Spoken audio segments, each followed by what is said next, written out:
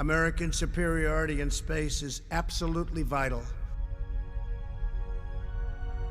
But it's time to go back to the moon because we are now ready to get out and explore the heavens. And I think within about 15 years, you'll see us going to the planet Mars. The world is watching the skies again. We aren't just talking about returning to the moon, we're living it. But for NASA, the moon is just the proving ground. The real target? The red planet, Mars. My name is Mitchell Price, and most of you know me as Ginger Sama, but by day I work at Axum Space as an AI and T technician. I've spent my career making sure the pieces fit together here on Earth, but in this series, my crew and I are taking that mission to the digital frontier. Together, MeatServo, ChiefBaba, and PureRationzz, we're starting with nothing but our drills and a vision to build the Kennedy Space Center, launch the Orion, establish the Gateway, and eventually put American boots on Mars. The timeline's set, the server is live. It's time to get to work. So first and foremost, we have our base station. It's nothing too crazy. We're still figuring out how everything works. We're trying to get all these mods working, but so far it's looking pretty good. This is probably the flattest terrain I think I've seen ever in Space Engineers. Like, look at this. It's freaking, it's gorgeous. I mean, look at this. We love it. We custom made the solar system, so that sun moving back there is not moving anymore. We custom made the orbit so that the sun is stationary, but the Earth is rotating and it has an orbital period. It matches everything to T. We made this whole solar system on scale to 1 to 40.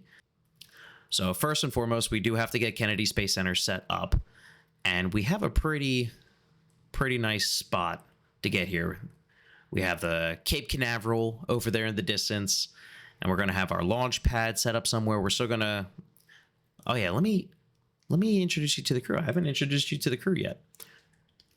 So this is PureRationzz, and of course, he's disconnected. But PureRationzz is going to be our mission specialist. I am also going to be a mission specialist on this mission. We're both techs in real life. He works over at Lockheed Martin building F-16s, and I'm building spacesuits for Axum Space. So it's kind of funny how that works out. Our other two guys, which I'll introduce you... Well, there goes one now. He's just flew. I don't know how he got all the way up there. But this is MeatServo. MeatServo is our commander. He's done 3,600 hours in Space Engineers alone. So I think it was only just to give him the commander slot, not gonna lie. But yeah, he set up this whole world, this server. Yeah, it's gonna be great. He's actually a pilot in real life. He flies for the Guard, Blackhawks. So I think it's fitting that an officer in the Guard is also going to be our officer for this mission. ChiefBaba isn't on just yet, but you will be on soon. He's going to be our pilot, and he's also a pilot for the Guard and also a pilot for a couple of the airlines. So this mission has a pretty good composition between mechanics / engineers and, actual pilots. So we're going to have our 4 main roles. It's going to be MeatServo as the foreman. He's going to be the one pretty much laying out all the foundations and getting everything set up. We're going to try to build the VAB, the Vehicle Assembly Building.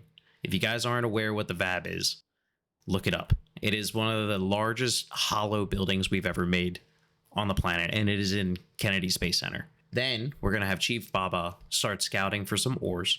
So we're going to be just using regular old dirt and rock for us to get started, but we're going to use ChiefBaba's piloting and scouting skills to look for some ore patches and hopefully start automating some of that. And then PureRationzz, he's going to be in charge of our logistics. So he's going to start setting up the assembler lines, the refinery lines, getting everything going. And I am just going to help out where I can. So I guess without further ado, I'm just going to jump on in. Yeah, I'm thinking, especially because of how far away everything is, we should get like a little small plane. I was telling Meat that earlier. Get a small plane, fly around the area, look for the dark splotches so that we can go and like investigate, or if we could figure out how to put like a large grid ore detector on it or travel it around with it, that'd probably be best. And then we could kind of like scout out the area a little bit. I was running in the wrong direction for way too long. After many failed attempts at building a plane, this is what I have to show for it. All right, and she lives, the dragon lady herself. Look at this beauty. This is going to be our solution to try to find ore, because we are having the worst luck looking for ore. I don't know if it's something because we made the planet size bigger or something, but ore does not seem to be spawning anywhere near us. So we attached a large grid ore detector on top of the U2, and the flaps work. The landing gears are just like how it is in the on the actual U2 herself. Like, she actually uses a bicycle landing gear system because 3 wheels were too heavy, which I think is insane. The only thing that I think I messed up on was I have the center of gravity, sadly, you're like right around here-ish, whereas it should be here. I tried loading this thing up with heavy armor, batteries. I have put everything I can that I can think of weight here, but still make it look cosmetically right. To no avail. I only got the center of mass to like in between, I think, this point and the ore detector. So I like to see how the commander deals with this. I'm curious, which he's just inspecting his new ride now. Our other mission specialist has been working on a little rudimentary miner, just something so we can grab some resources.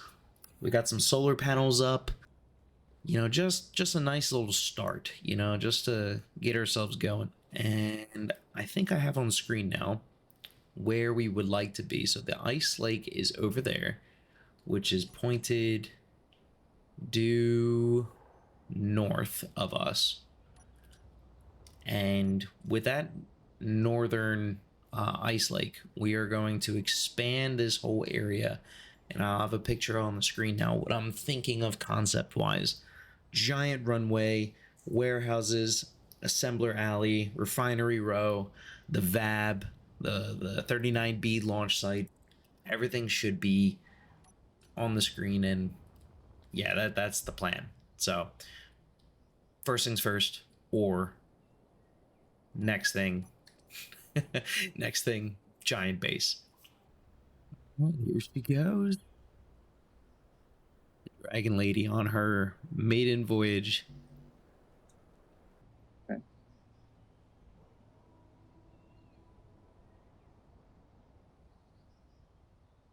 There she goes. Oh, I'm out. Nice. Oh boy. With the U2 up in the air, it's only a matter of time before we find that iron node. Okay, Dragon Lady's done. Just logged back onto the server. It seems like everyone's at sleep. I don't know. Oh, that would explain it. It is super dark out here. Holy... Oh. There's our commander, just disconnected, staring off into the distance, all stoic, like... Look at this man. Super stoic. Love him. And then we got another disconnected person here too, right? We have... Is he just asleep in bed? Okay, yeah. At least he's sleeping in bed.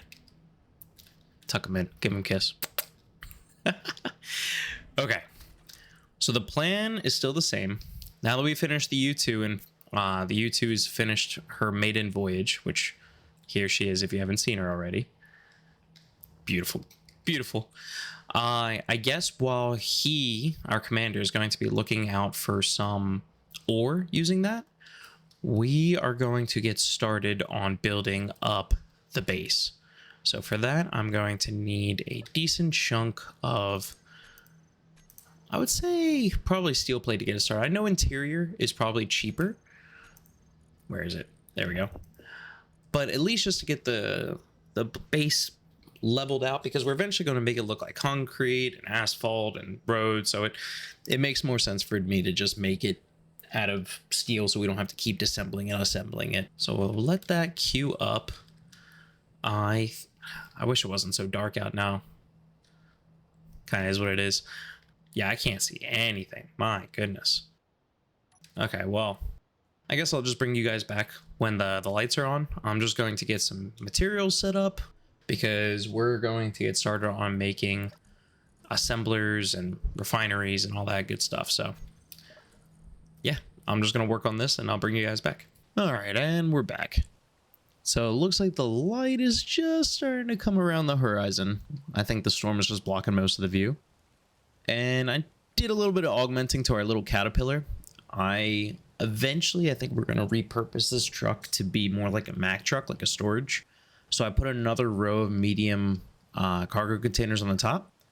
And I filled this thing up with a bunch of preliminary stuff that we're going to need to start building. Just like a refinery, an assembler, that sort of thing.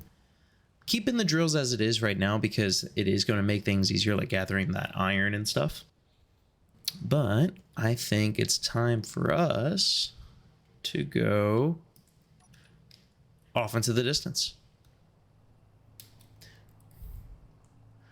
So we're just going to keep heading north because that's where the lake is.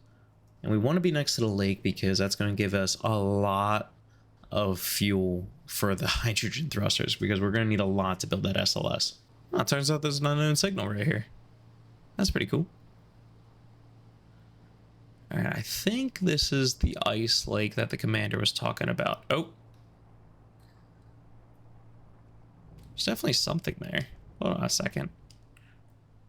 Is this grass gray just for that? Hold on, do we have an ore detector on here? We do.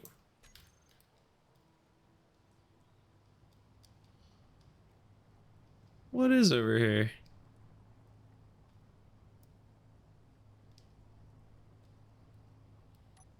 I wonder if we could see it with a drill.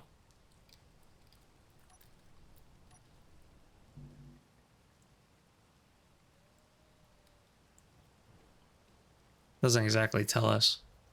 Okay, that's fine. Let's come to a park. Oh, stuck. There we go. Let's hit the magic button. See what we win. A rainbow drill. Okay, I think we've picked a rather good area. The sun's finally up so I can showcase it a little bit. But coming up, yeah, we have that giant ice lake up there. That's going to be very helpful when we're mining our hydrogen. And coming down, we have a refinery and an assembler, really, with 2 wind turbines and a battery. Very, very simple beginnings, but at least we're able to get started like this. I can turn these lights off. Charges at 100%. That's nice. Yeah, we're doing good. So now we just need to expand this more, and that's where that image comes in, where we're just going to start building. This is going to be the north side, I'm assuming, right? Because we have an area over here for a launch pad, I think. I think it's going to be right here on this peninsula, and then we can have our hydrogen farm over here, which would make sense because we have pretty easy access to the lake down there via pipes. So we're just going to start making this refinery row. Oh, losing my jetpack. Yeah, we're going to start making this refinery row and assembler alley. And we're going to just, yeah, I guess we're just going to keep going. Walking is terrible when you're so hungry. Eat some food. But yeah, I'm just going to start throwing some blocks down, and I'll bring you guys back when I'm at a pretty good stopping point. All right, power has finally been sorted. I finally solved it by using a combination of the 2 hydrogen engines. I didn't realize how much power actually gets pulled from the O2H2 generator. It's a whopping 7.63 megawatts. So that means one hydrogen engine doesn't actually output enough for the generator to create, you know, its required input. So I was having a lot of like battery depletion and blinking on the base, and I was like, what the hell's going on? So I used the second one, and I realized that using the math, it uses something like 200 milliliters per second, but the O2 generator outputs 61 liters per minute, which calculates out to be about like, what is it, 1.02? Yeah, liters per second. So 1.02 liters per second, which means it's 100, right? 100? 100 liter milliliters. Oh, it's 1,000, right? So we do 1,000 liters per second, milliliters per second. So we got plenty of hydrogen getting produced. Like, it's already gaining. Look at it. It's gaining almost like every couple seconds, give or take, 1 liter. Yeah, we're doing pretty good. So we have plenty of wiggle room here. I don't even need to make a small hydrogen tank, to be honest, but it's there just in case the buffer is needed. But it's saying that the warfare battery will be fully recharged in an hour, which is awesome because just a couple seconds ago it was saying was being depleted in like a minute. So I guess I don't truly need the wind farm too much. I mean, it's nice to have some backup power, but I guess it's not really truly necessary. So I think I might get rid of them and then just do maybe like a solar array eventually. But the hydrogen engines are really going to be where it's at. I'll keep this around though, just as a backup form, just in case like when we log off of the server and log back on, everything's powered down. At least we have some rudimentary power to get working with. So yeah, I think this is a good little start. Good little start. I also noticed that we have a lot of ores nearby. So we have some gold, some silver, obviously some ice over there, iron, and then nickel. So the only thing we're truly missing is silicon and magnesium. I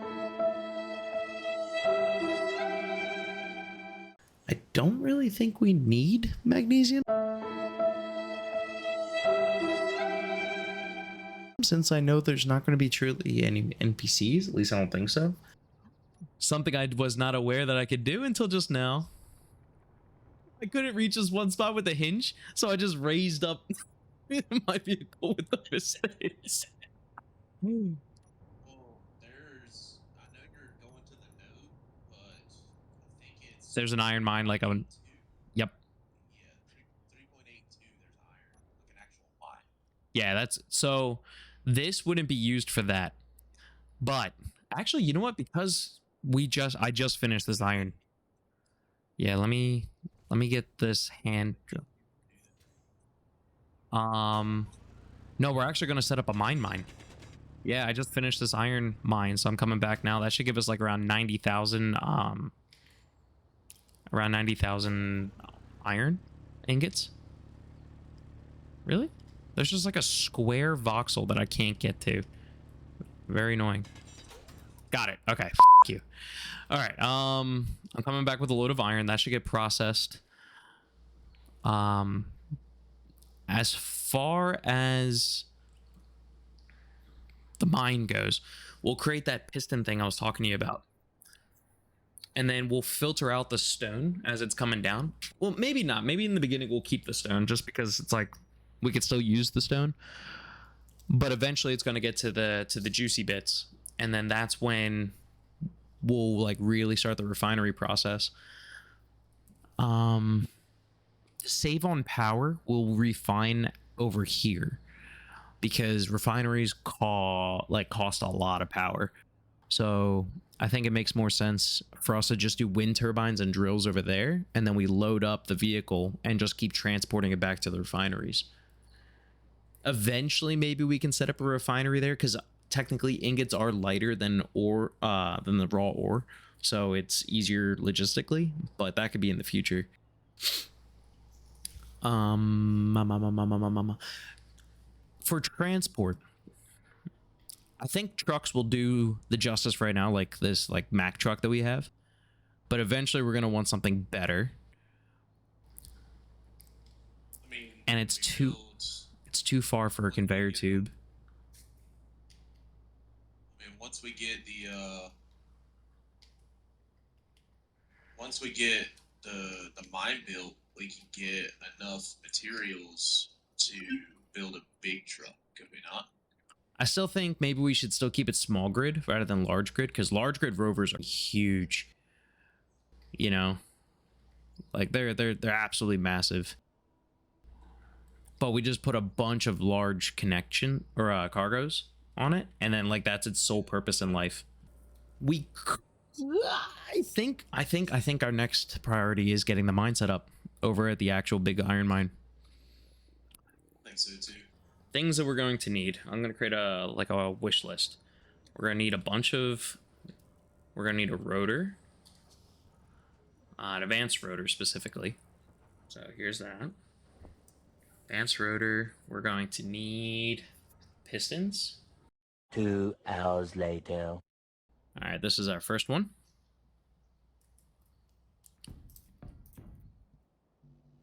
We'll make a small little stand right here. You want me to dig down? I think we'll be all right. What we're going to need is welding. That's going to be the big one. Oops. I've got a level 2 welder, so Hell yeah. what do you want me to weld? It's black. The large container. Yeah, I'm trying to figure out if we're going to put the drill up here. Let's just slop down a large container and see what happens. Drill. I am hoping I don't think I queued up a large container. A few moments later. Full 360. Yeah, so my anticipation here is you have this fully extended piston that is our base, right? And then when I do our 90-degree conveyor tube, and then there's going to be a piston going across, maybe even 2. I don't know how much range we want to have laterally. And then we'll do another 90-degree tube. And then that's when we have our downward pistons all compressed, so that when we turn the drills on, the drills are already level with the ground and they start spinning. And then we can start bringing down this main piston to get it down further and further and further and further. And then to get those last more inches into the ground, then we can extend the second boom arm. Yeah, it's just a way for us to like dig into the earth even further. Like this. And then we'll do another piston. I'll do 2 because I made up my mind. And then we'll do another 90-degree. And then we do that there.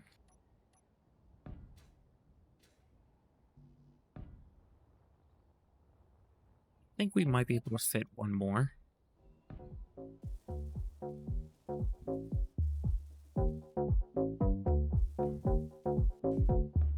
Bounce. Bounce. Bounce. Bounce.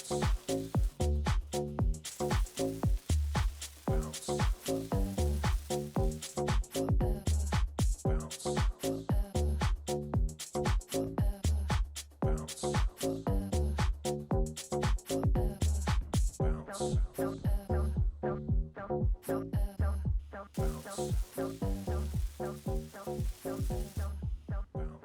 The next day. All right, it's a little dark out here, but it's a start. This drill's just winding down right now. I just pressed the reset button. And we have 2 massive holes going into the depth of the earth. And if you see here, we started to reach some iron. We could probably get a little bit more stone there. Yeah, I could probably finish that. So let me show you how this kind of works. So inside here, I'm going to turn my lights off so it's not blinding everyone. But we have our little setup here. The drills get piped in from the top down to the bottom here.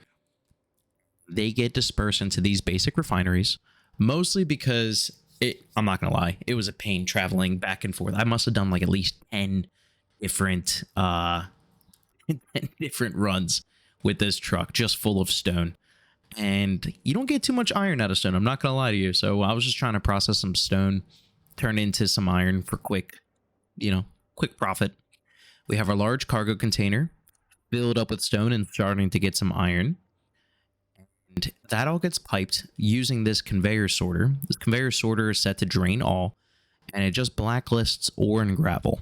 So it wants to only really pull ingots and anything else. So that's why we have these in here.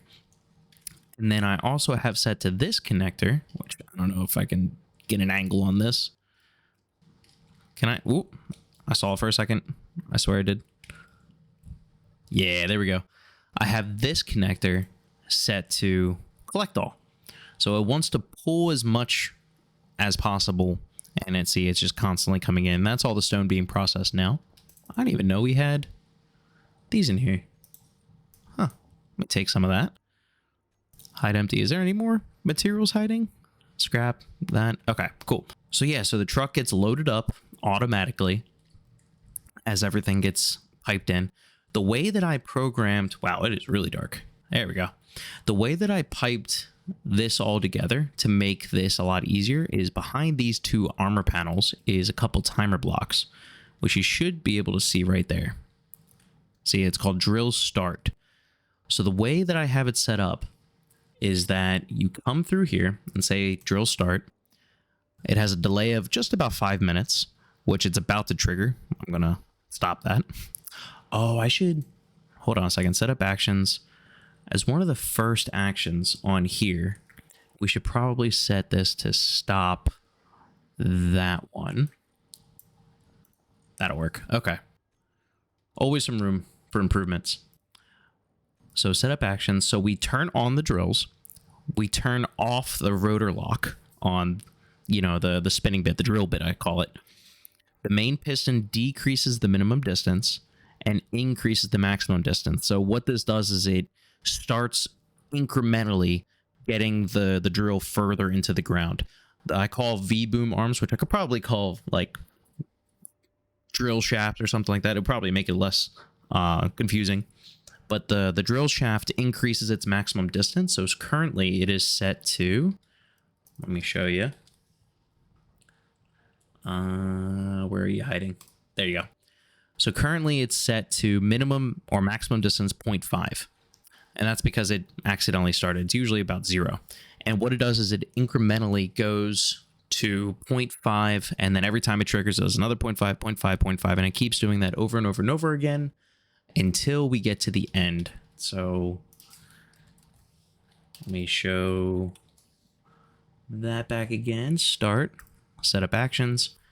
So it increases maximum distance, increases and extends it out, retracts the main piston, and then it starts itself over again. And that's where that 5-minute loop comes in. So it starts this all again, over and over and over again until it pretty much bottoms out. Now with the other one, the reset, it kind of does something a little bit different. Now it stops the drill start sequence.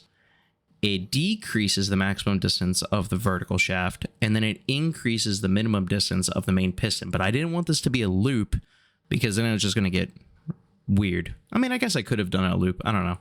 But we turn off the drills, we turn on the rotor lock, and then on each one of these following pages, we are sequentially taking care of that minimum distance. I probably could have just called another timer block and constructed it for these two, or maybe made it a loop. That might work, but so far it works. So now if I press on, you should be able to see the drills slowly going down. Every 5 minutes, it's going to go down further and further and further. So we can kind of speed this up. And I'm going to take these arms and we're going to increase the maximum distance to, like, say 8. And then we're going to take the main piston and we're going to decrease the minimum distance to the same amount, like 2. All right, now it's just hovering above it. So every 5 minutes, it's going to get down further and further and further until it gets down to this bottom level here. And then we'll just move. So that's where the next part of this whole armament comes. We can turn this whole contraption using this rotor, angles from here to here, and then using these pistons extended, we can kind of create this nice arc around here. So we could probably get another bore here. We could probably get another bore here, and then we'll be ready to add more drills and then just plant it right here in the center with like maybe 5 or 10 drills on either side, and then just getting a super deep bore going. All right, but yeah, that's the plan. Now with this, I'm going to take a picture. We're going to call this the Iron Mine. Perfect. It is saved. I can upload it into the description if you guys like. If you have any other suggestions on how to make this process a little bit better, or maybe, I don't know, some decorations. Like I have this little couch here, mostly to help charge up in case you need to. But yeah, I'm definitely open for some suggestions. All right, I'll bring you guys back when we got a decent amount of materials. And I'll talk to you soon. Man, that is a lot of stone, though. Not gonna lie there. It is nice to see that. It's nice to see this stockpile starting to fill up. It's humble beginnings, but definitely nice. It beats hand mining so much more. I realize that our iron doesn't really last as long, especially when you're trying to build a giant fab, and like the platform alone is going to take like hundreds of thousands of iron.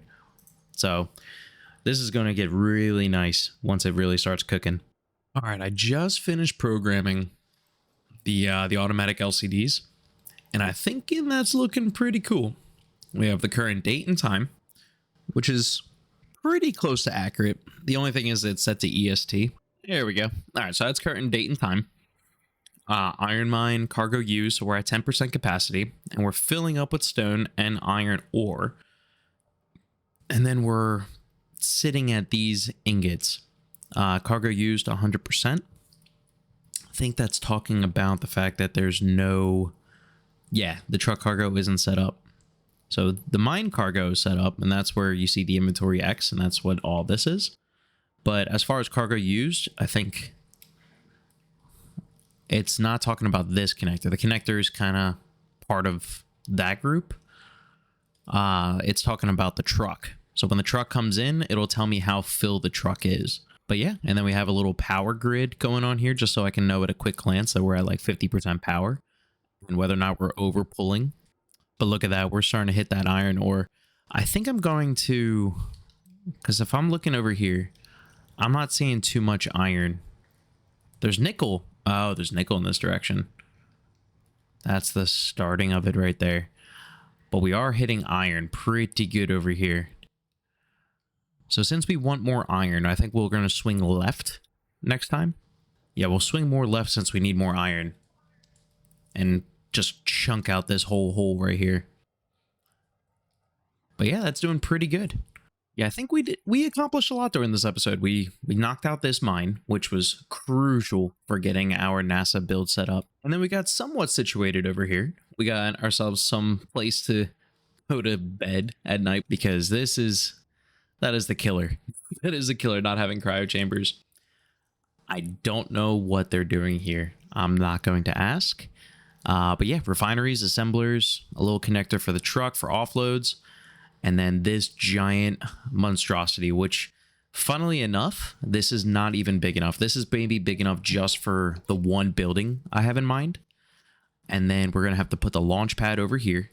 So we're not even done filling up this foundation yet. So next time we're going to finish mining out that iron and then coming over here, and we're going to have to design a vehicle to essentially street sweep, but we're going to weld up this whole platform and maybe start building on it. I don't know. We'll see. But I think it's safe to say that we made a bit of a mess, but it's a NASA approved mess, or ASA, I should say. That's our faction. We couldn't fit all 4 letters in there. But yeah, MeatServo is having fun building all the different vehicles that we're going to use for all the transport and everything, because this is going to be pretty big area.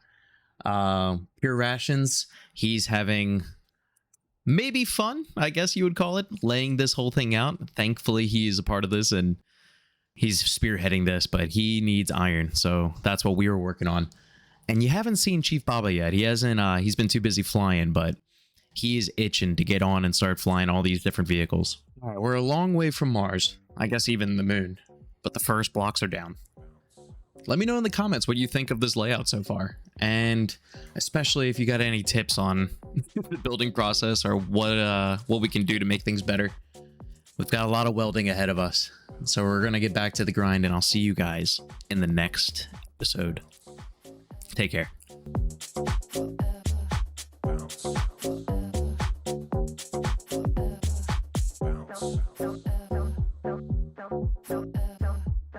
Bounce.